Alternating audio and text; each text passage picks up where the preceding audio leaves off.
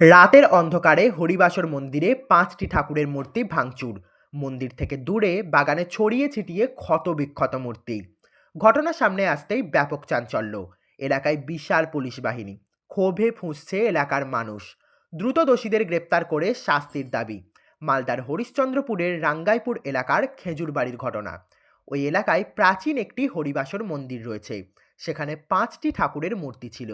গতকাল গভীর রাতে কেউ বা কারা মন্দিরে প্রবেশ করে মূর্তি মন্দির থেকে কিছুটা দূরে আমবাগানে ভেঙে ফেলে রেখে গেছে। চারিদিকে ছড়িয়ে ছিটিয়ে রয়েছে ক্ষতবিক্ষত মূর্তি। সকালে ঘটনা সকলের নজরে আসে। খবর দেওয়া হয় হরিশ্চন্দ্রপুর থানায়।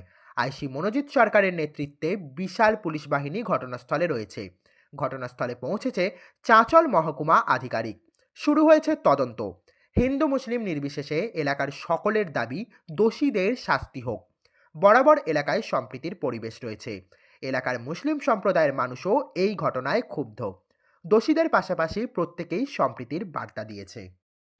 এখানে আমাদের তো বহু পুরাতন মন্দির, এটা আমরা প্রায় 90 বছরের ঊর্ধ্বে হলো। কোনোদিনও কোনোরূপ কোনো দাঙ্গা হয়নি, কোনো কিছু হয়নি। হঠাৎ করে গত রাত্রে কে বা কারা মন্দির উঠিয়ে নিয়ে আসে প্রায় 400 মিটার দূরে, ভেঙে 5-6 জায়গায় মূর্তিটাকে ভেঙে ফেলে রেখেছে। আমরা এসে তো তাই দেখি, তারপরে আমরা পুলিশকে খবর দিই। পুলিশকে খবর দেওয়ার পরে তো এই তো খবর দেখছেন, লোকজন সব এসছে। এখন পুলিশ বলছে ব্যবস্থা আমরা নিচ্ছি, কোথায় কি আসামি আছে আমরা তুলব। যেন আমরা পুলিশকে অনুরোধ করেছি যেন আমাদের সাম্প্রদায়িক সম্প্রীতিটা নষ্ট না হয়, যেন সুষ্ঠুভাবে আমরা থাকতে পারি, সকলে মিলে বসবাস করতে পারি, এরকম ব্যবস্থা আমাদেরকে করে দেওয়া হোক। পুলিশ আমাদেরকে আইসি সাহেব আশ্বাস দিয়েছেন যে আমরা এই ব্যবস্থাটা করছি। দুষ্কৃতীদের কোনো জাতি নেই। দুষ্কৃতী যারা বদমাশ তারা বদমাশই, সারা জীবনই বদমাশ, তারা ওদের কোনো জাতি নেই। ওদের মধ্যে কোনো হিন্দু মুসলমান বলে কোনো কিছু নেই। রাঙ্গাইপুর, পুরাতন রাঙ্গাইপুরের মধ্যস্থলে মন্দিরটা, সেখান থেকে মন্দিরটা নিয়ে এসে প্রায় বললাম 400 মিটার দূরে, 400 মিটার দূরে এক বাগানে এখানে ভেঙে 5-6 জায়গায় ফেলেছে।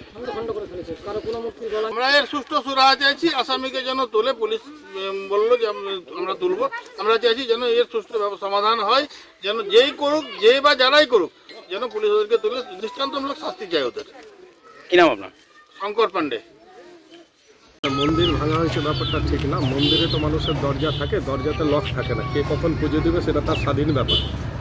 এখানে মূর্তি ছিল কিছু দুষ্কৃতী, এরা তো দুষ্কৃতী, আমি এদেরকে কোনো হিন্দু মুসলিম বলে উল্লেখিত করতে যাচ্ছি না, এদের কোনো জাত হয় না। কিছু দুষ্কৃতী এই মন্দিরের যে আমাদের মূর্তি পুজো করে সেই মূর্তিকে নিয়ে গিয়ে মোটামুটি মন্দির থেকে অনেকটা দূরে বিচ্ছিন্নভাবে ছড়িয়ে ছিটিয়ে ফেলেছে 500-700 মিটার দূরে জঙ্গলে। এটা আমাদের এখানে যে সম্প্রীতি নিয়ে আমরা চলি, আমার পাশে যারা হিন্দু মুসলিম সবাই আমরা একসাথে, একই দরজা দিয়ে ওরা ঢোকে আমরাও ঢুকি। এখানে এত ঘনবসতি আমাদের হিন্দু মুসলিমের ব্যাপারটা, এইখানে আজ পর্যন্ত আমার জন্মসূত্রে আমার বয়স 40 হয়ে আসছে, আমি কোনোদিন শুনিনি যে এরকম কোনো অসম্প্রীতিকর ঘটনা ঘটেছে। এটাই প্রথম দেখলাম, যেটা আমাদের কাছে অবাক। আমি চাই এর পূর্ণাঙ্গ তদন্ত হোক। এদের কোনো জাত নাই, দুষ্কৃতি মানে আমার কাছে দুষ্কৃতি, তাদের দৃষ্টান্তমূলক শাস্তি হবে। এটা আমরা সবাই উভয় মানে এখানে কাস্ট উল্লেখ করে বলছি, হিন্দু মুসলিম আমরা সবাই উভয়ে ওর দৃষ্টান্তমূলক শাস্তির আবেদন রাখছি। আমার নাম শামীম আক্তার।